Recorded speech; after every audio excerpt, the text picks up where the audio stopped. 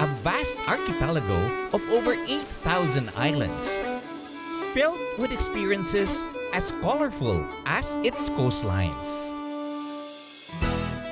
In this adventure, I revisit Sweden, the heart of Scandinavia.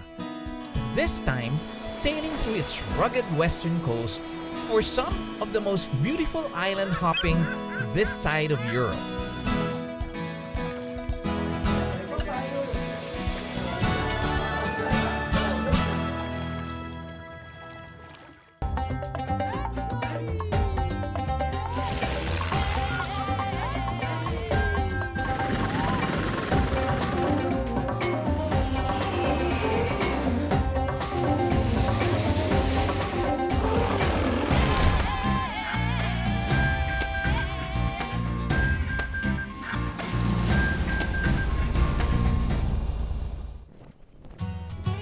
Sweden has already captivated me with its grand old cities and beautiful countryside.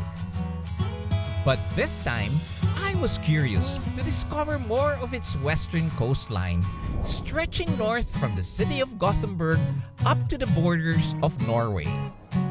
So I found myself back in Sweden's second city, before driving a short distance to the small town of Ause. I was welcomed by my good friend Lars Ahlkvist, a regular visitor of mine in the Philippines. Together with Brita, a fellow balloonist and old friend, he opened up his inviting home in the outskirts of the city. Lars has planned for me to get immersed in Swedish culture right away.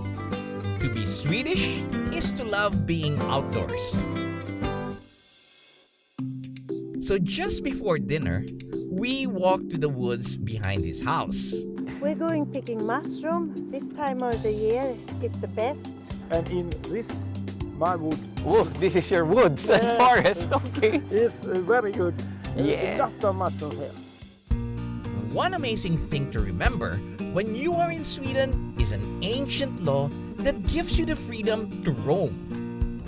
Allemansratten, or everyman's right, allows anyone to access forests, lakes, mountains, and coastlines even if they are privately owned. I hear that mushroom picking spots are well-guarded secrets.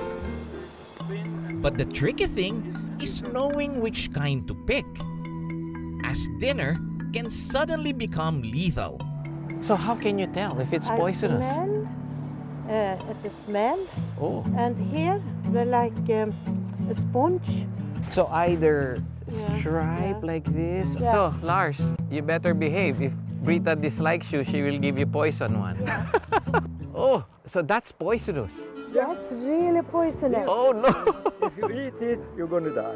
But it looks so colorful. Yes, beautiful. it's nice. Yes. But you will die if you eat it. Oh. Okay, I Yeah. stick with the bread and the cheese tonight. Yes. Yes. Determined to live well after tonight's dinner, we set off to find these forest favorites. If I'm by myself, Brita, maybe I'm dead. I take all the colorful ones. Finally, we chanced upon a bunch of edible ones. This is kvasskantarell. This is a good one. Yes. Oh. When you find one. Oh, you can find more. here. I find one here. Right here. Oh, small ones. Once your eyes have adjusted to the forest floor, you start seeing all of them scattered around. With my newfound mushroom spotting skills, we've managed to pick a good number. Right in time for dinner.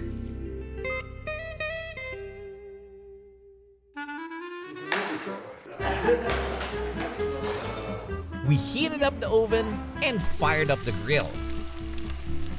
So this is the mushroom we got. Yes. I hope no poisonous one there. No, they're delicious. Okay.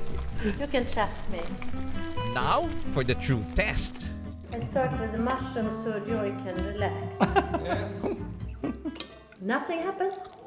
You're still okay? You're still okay. Now I take my mushroom. Good mushrooms. Yeah. Thank you very much, Lars. Thank you very much for welcoming me. Cheers. For a good time together. Yes.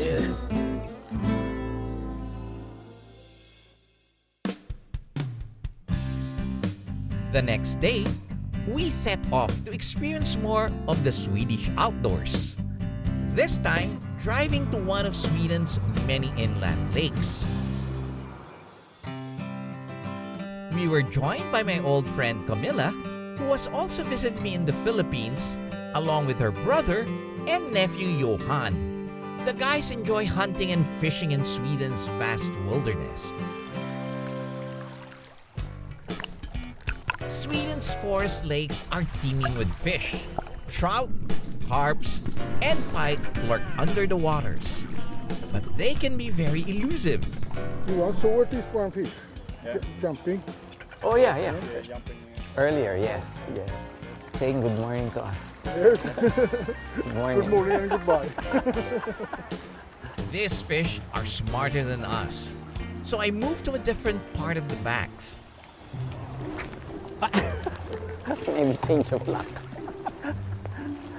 Okay, he says that I have to reel it in a little bit so that it spins and hopefully this trout go and grab it. And then, Oh, I got one, a big one.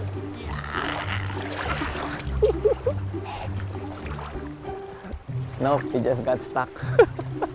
I keep on catching all sorts of things except fish. it was getting chilly by the water, so the campfire looked more inviting. So this is camping coffee? It has to be cooked by the fire, huh? It's nice. Oh, You look that. sure. Okay, I take the small one. Another Swedish tradition is fika, a coffee break accompanied with traditional pastries. For Swedes, it's a very important everyday practice to pause and share some coffee with friends, no matter where you are.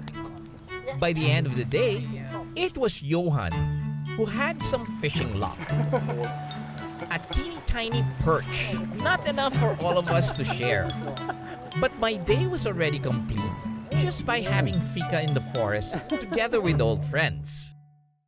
Up next, we venture into the open waters, learning more about Sweden's seafaring history and sailing off to the West Coast's charming island towns.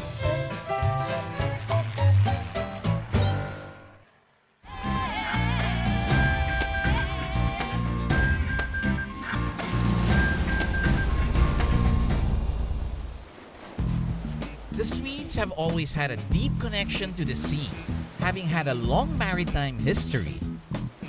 In this western region called Bohuslän, their stories have been set in stone for thousands of years.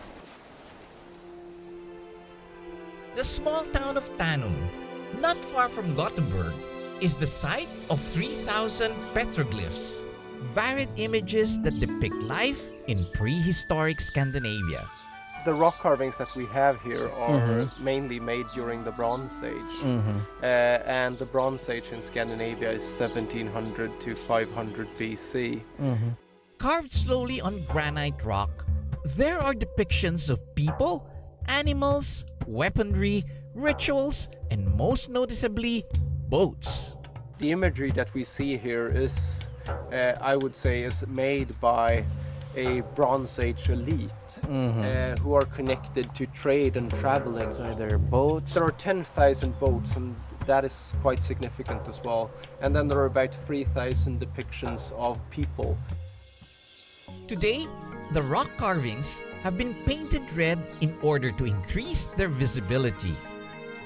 Lars tells me they continue to find more rock art in the area, and their sheer number and variety has transformed the place into a World Heritage Site. I think it's very interesting when you talk about the rock artists to talk about also the landscape in which these images were made. Correct. Because if we look at them now, we can see that there are a lot of boats on this panel. Yes. But if we look at the landscape surrounding us right now, it's an Absolutely. agricultural landscape Yes. full of fields. But back in the Bronze Age, this was a completely Water. different landscape. Yes. And that means that we're actually standing now on a small peninsula sticking Right. out into the sea. So if we continue that way, we'll get to the sea. The Swede seafaring culture does not end in prehistoric times, as it continued to the Viking Age, a legacy they share with the Norwegians and the Danes. Today, you'll be hard-pressed to find a Swede who wouldn't enjoy a nice day out at sea. Lars invited me to go sailing in the southwest area for us to explore the different islands. Together with Brita, we sailed off from the Torslanda Lagoon out into the Kattegat Sea. Lars wanted me to take over the wheel right away, and I didn't know if it was a good idea. Well, Lars always tells me that I have to feel it. I have to feel it. I can't just sort of overdo it. Yeah. You have to go a little more. Okay, a little bit more. But once you get a feel of the boat, you can start enjoying the views. We have some small towns which are very colorful. A lot of them have this red painted buildings, and they're all standing on the rocks. Of course, you still have to pay close attention to everything around you, looking out for other boats, a wind change, or pressure buildup. It's pretty much like ballooning, huh, Brita? There's a lot of anticipation. So I'm overshooting it all the time. It's a wind that's, Yeah. it's a heavy boat. I'm getting the hang of this now.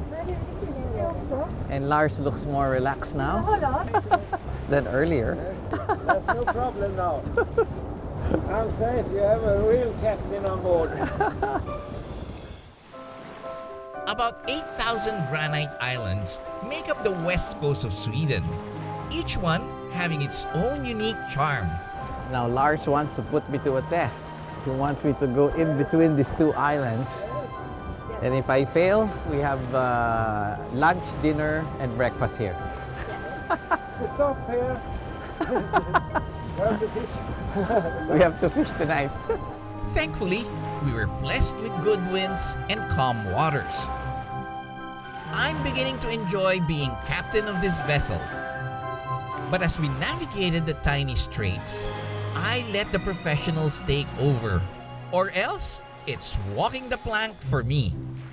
With its mighty fortress in sight, we approached the island of Norrstrom. We docked and secured the boat on the harbor. Now to explore the island.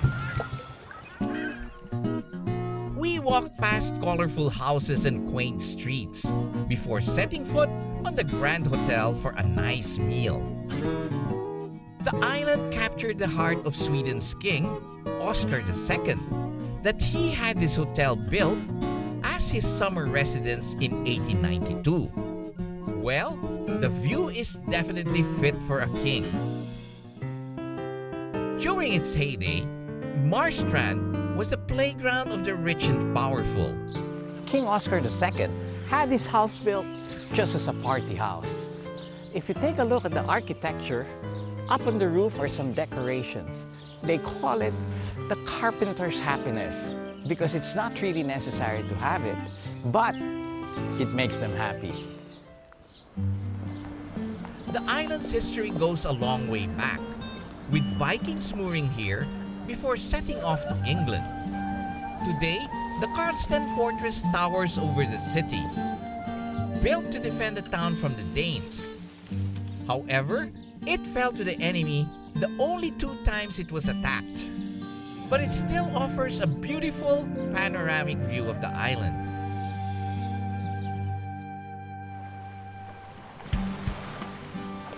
In Sweden, you can have lunch in one island and dinner in the next. So we said goodbye to Norrstrom to sail to our next destination. We encountered a bit of weather, but nothing this old sea dog can't handle. We soon arrived at the small island of Grotto. Joining us were Camilla and her friend who took the ferry to get here. It was a pleasant little island, only about 500 meters wide and 1.5 kilometers long. It has no cars and only has 100 residents. Lars' friend Gunnar and his wife Elisabeth have lived here for many years. He used to be a fisherman, but now enjoys the quiet life. Sweden's west coast is known for having the best seafood, and tonight, Gunnar is hosting a crayfish party. It is a traditional gathering that Swedes do at this time of the year. And of course, there are some ground rules. First of all, you have to sing.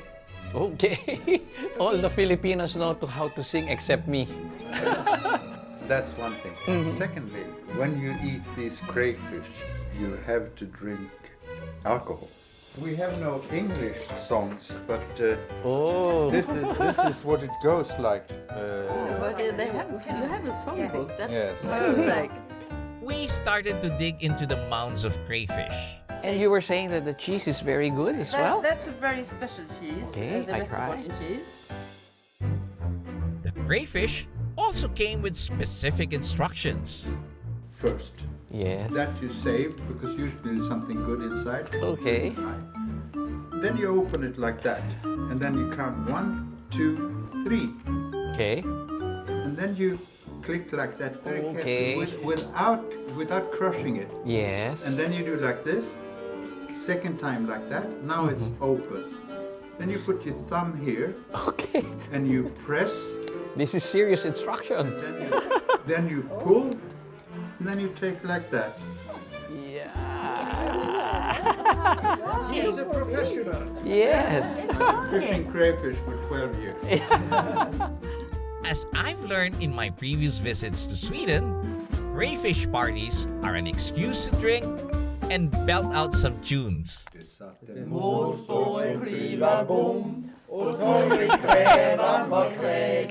I'm the only one who doesn't know it. Oh.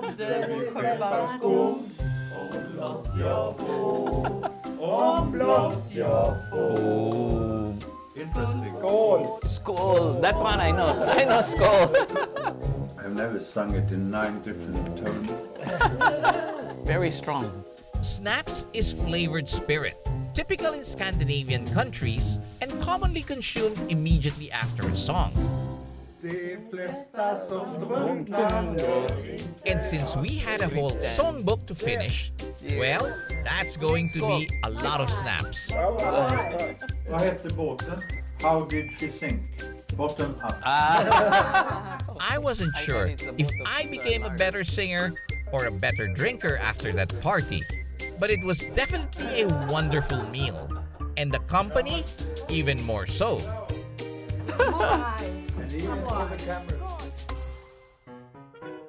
Up next, our sailing adventure continues, discovering treasures hidden along West Sweden's rocky coast.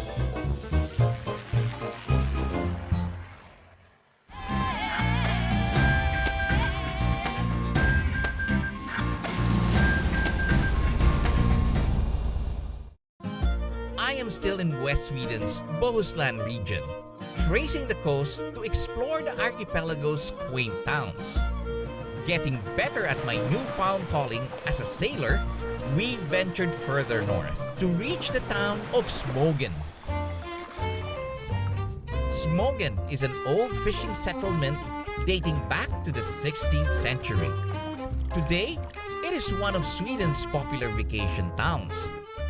Visitors and locals frequent its 1-kilometer wooden boardwalk lined with shops and restaurants. It is here that we paid a visit to Lars' friend Erik, who is part of a relatively new but growing industry.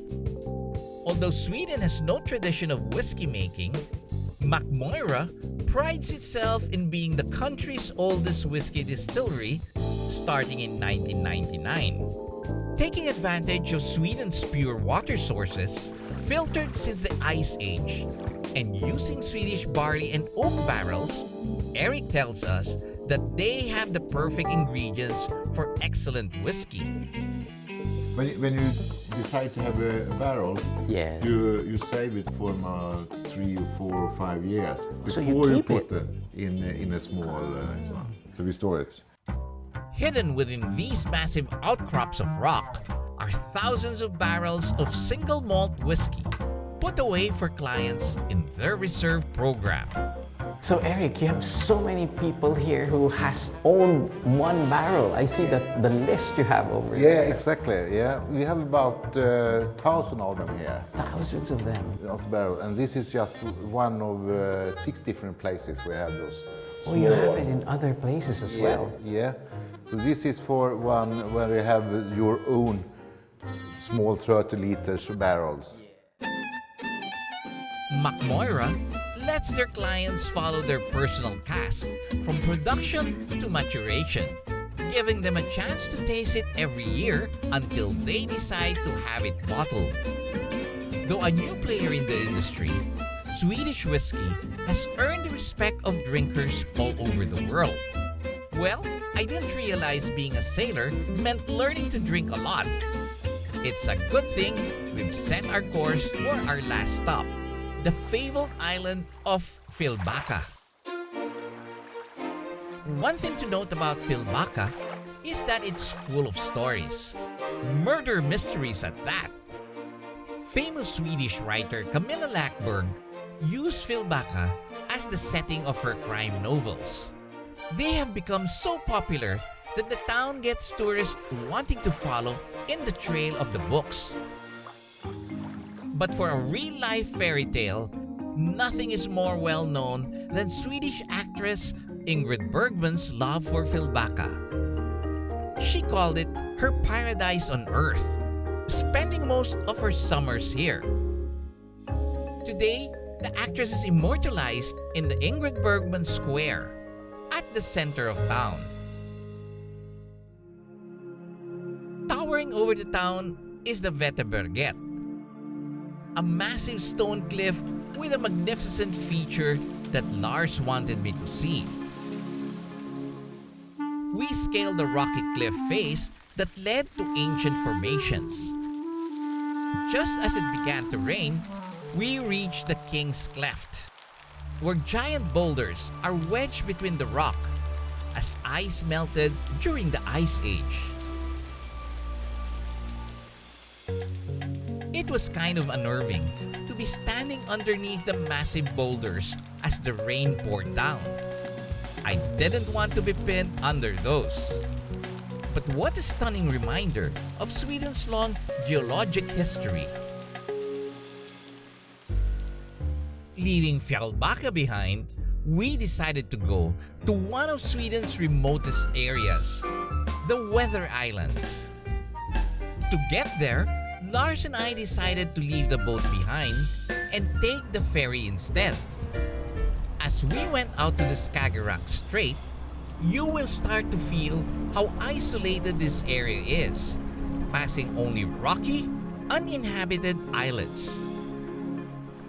We approached the shore and caught sight of the island's only accommodation option. Well, we finally made it. This is the Weather Island. It's the windiest and most westerly island of Sweden. The guest house and nearby buildings used to be the home of marine pilots, stationed here to guide ships in and out of Sweden's harbor. Being isolated, they had to be self-sufficient. It was a good thing the sea provided for them. Lars and I went off to explore the barren, exposed landscape. So most of the rocks are this type of rocks, huh? Yes, Lars? it's granite.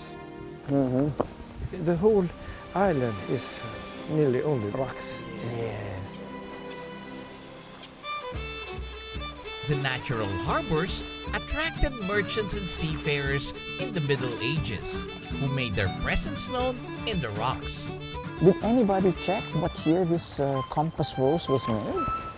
Yes, I think about the 15th or 16th century. There was seamen here.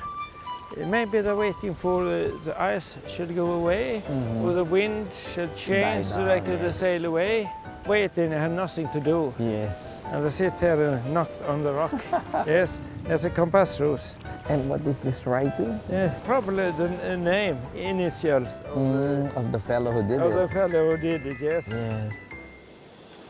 It was a great day out in this rocky, wind-swept landscape where time seemed to have stood still. Just before I ended my trip, my friends thought I couldn't leave without experiencing yet another favorite Swedish activity. Camilla and husband Kjell brought their kayaks for a nice day out in one of the woodland lakes. Despite the cold, the water did look inviting, as long as I didn't fall in. So Kjell promised me a dry suit in case I did. Camilla is a kayak instructor, but I was no kayak student. Well, there's no way they will let me out of this, so off we went.